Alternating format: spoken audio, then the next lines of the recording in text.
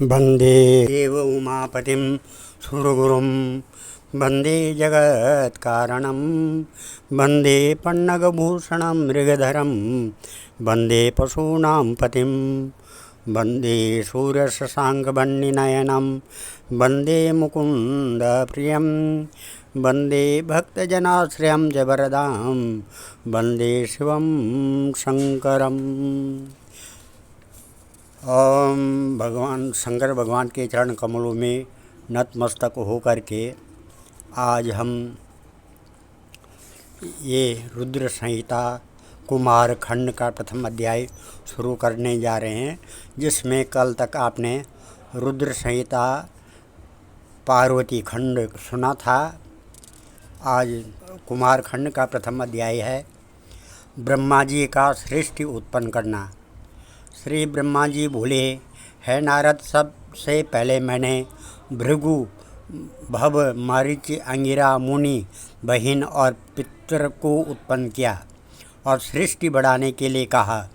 मैंने अपने नेत्रों से मारीच को, हृदय से भृगु को, सिर से अंगिरा को और कान से मुनि श्रेष्ठ पुलह को, उदान से पुलस्त्य को, समान से वशिष्ठ को, अपान से क्रोध को, कानों से अत्रि को, प्राण से दक्ष को और गोदी से तुम देवर्षि नारद को और अपनी छाया से कर्दम मुनि को उत्पन्न किया।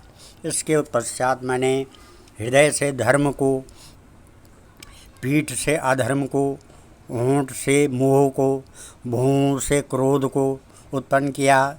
इसके पश्चात मैंने सरस्वती को उत्पन्न किया, जिसको देखकर ही मैं काम से पीड़ित हो गया और उसके साथ रति की इच्छा करने लगा, क्योंकि वह तीनों लोगों को मोहित करने की शक्ति रखती थी। मेरे पुत्र मुझे इस अवस्था में देखकर मुझ पर हंसने लगे और भगवान सदाशिव की स्तुति करने लगे, ताकि मैं इस घोर पाप से बच जाऊं। मेरे पुत्रों की प्रार्थना पर कृपालु भगवान सदाशिव ने प्रकट होकर मुझे समझाकर इस पाप से बचा लिया। भगवान यथा समय इसी प्रकार अपने भक्तों की रक्षा किया करते हैं। मैं पाप से बच गया, लेकिन मोहवश होकर भगवान सदाशिव की निंदा करने लगा। इसके पश्चात मैंने अपने से संध्या नामक एक कन्या उत्पन्न की। उस कन्या के समान तीनों लोकों में कोई भी सुंदर न था। उसके मस्तक पर काली घटा के समान बाल लहरा रहे थे। शुक की भांति नाक, कमल जैसे नयन, लाली लिए हुए सुंदर व पतले पतले होंठ, अनार के दानों के समान सुंदर दांत, अनुपम ठोड़ी, तीन सुंदर रेखाओं वाला गला, नाना प्रकार के आभूषण पहने हुए, बाजूबंद तथा रत्न जड़ित अंगूठियाँ पहने हुए, पतली पतली उंगलियाँ, कदल समान जांघें, घुंघरूओं से युक्त चरण, गंभीर नाभि, पतली कमर, बल खाता हुआ पेट, चरण, नख और शरद चंद्र के समान मुख मंडल इत्यादि एक एक अंग उसका आकर्षक तथा मनोहर था। ऐसी गजगामिनी को देखकर मैं अपने आप को संभाल न सका और मोहित हो गया और काम से पीड़ित होकर मैं उसकी ओर चला। तब दक्ष आदि मेरे पुत्रों ने मुझे रोका, लेकिन वह स्वयं भी उसकी ओर आकृष्ट होने लगे। मैं बुद्धिहीन उसकी रूपरेखा पर मोहित होकर अनेकों प्रकार के विचार अपने मन में लेकर धीरे धीरे उसकी ओर बढ़ने लगा। इतने में एक विलक्षण रूप वाला पुरुष, जिसके बाल काले थे, स्थूल काया वाला, नीले तथा सुंदर वस्त्र पहने आविर्भूत हो गया। उसके श्वास से सुगंधी निकल रही थी और वह परम श्रृंगारित था। ऐसा मेरा पुत्र दोनों हाथ जोड़कर तथा सिर झुकाकर मेरे सन्मुख खड़ा हो गया। उसने मुझसे पूछा, प्रभु, मुझे मेरा नाम तथा काम बताइए। उस सुंदर पुरुष की बात सुनकर मेरे आश्चर्य की सीमा न रही। मैंने कहा, वत्स, मैं तुम्हारा नाम मन रखता हूँ। इसके अतिरिक्त मथन, काम, मदन इत्यादि भी तुम्हारे नाम हैं। तुम अपने बाणों और सौंदर्यों के द्वारा सबको बस में कर सकोगे। तुमसे इस लोक में आश्चर्य, सदैव सुख का लक्ष्य और नित्य ही प्राणियों में मद उत्पन्न हुआ करेगा और तुम इसी प्रकार सृष्टि के आवर्तक बनो। इस प्रकार का वर देकर मैंने उसका सम्मान बढ़ाया और अहंकार में भरकर अपने सिंहासन पर बैठ गया।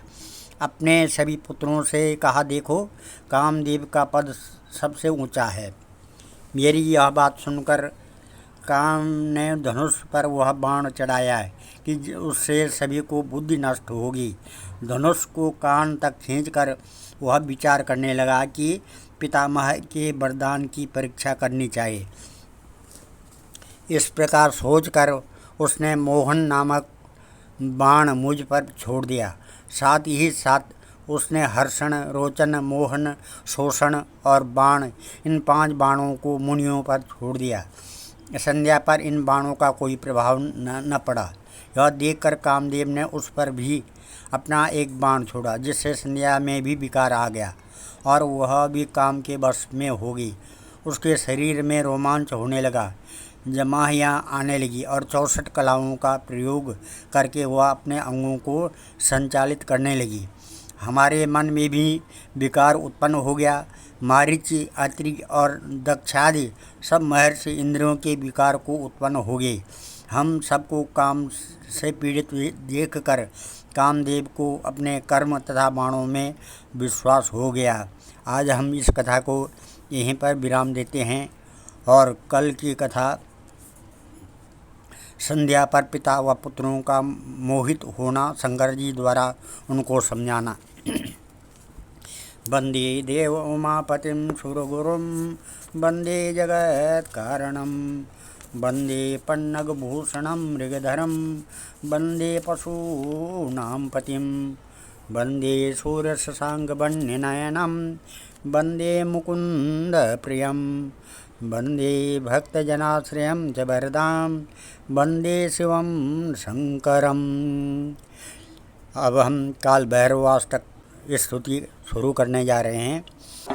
देवराज सेव्यमान पावनान्द्रि पंकजं व्यालयज्ञ सूत्रबिंदु शेखरं कृपाकरं नारदादि योग वृंद वंदितं दिगंबरं काशिकापुरादिनाथ काल भैरवं भजे भानुकोटि भास्वरं भवाब्धितारकं परं नीलकंठमेक्षतार्थदायकं त्रिलोचनं काल अम्बुजाक्ष अक्षशूल अक्षरं काशिकापुरादिनाथ काल भैरवं भजे शूलटंक पाशदंड पाणिमादि कारणं श्यामकायमादिदेव अक्षरं निरामयं भीम विक्रमं प्रभुं विचित्रतांडव प्रियं काशिकापुरादिनाथ काल भैरवं भजे भुक्ति मुक्तिदायकं प्रशस्यचारु विग्रहं भक्तवत्सलं स्थितं समस्तलोकविग्रहं विनिक्वणन्वनोज्ञ हेमकिङ्कणीलसत्कटिं काशिकापुरादिनाथ कालभैरवं भजे धर्मसेतुपालकं त्वधर्ममार्गनाशकं कर्मपाशमोचकं सुशर्मदायकं विभुं स्वर्णवर्णशेषपाशशोभिताङ्गमण्डलं काशिकापुरादिनाथ कालभैरवं भजे रत्नपादुका प्रभाविरामपादयुग्मकं नित्यमद्वितीयम् इष्टदैवतं निरञ्जनं मृत्युदर्पणासनं करालदृष्टमोक्षणं काशिकापुरादिनाथ कालभैरवं भजे अट्टहासभिन्नपद्मजाण्डकोशसन्ततिं दृष्टिपातनष्टपापजाल उग्रशासनम् अष्टसिद्धिदायकं कपालमालिकन्धरं काशिकापुरादिनाथ कालभैरवं भजे भूतसंगनायकं विशालकीर्तिदायकं काशीवासलोकपुण्यपापशोधकं विभुं नीतिमार्गकोविदं पुरातनं जगत्पतिं काशिकापुरादिनाथ कालभैरवं भजे कालभैरवाष्टकं पठन्ति ये मनोहरं ज्ञानमुक्तिसाधनं विचित्रपुण्यवर्धनं शोकमोहदैत्यलोभकोपतापनाशनं प्रयान्तिकालभैरवान्द्रि सन्निधिं नराध्रुवम्। ॐ नमः सर्वे भवन्तु सुखिनः सर्वे सन्तु निरामया, सर्वे भद्राणि पश्यन्तु, मा कश्चित् दुःखभाग् भवेत्। ओम नमः। ओम आपदुद्धारणाय विद्महे बटुकेश्वराय धीमहि तन्नो वीरः प्रचोदयात्।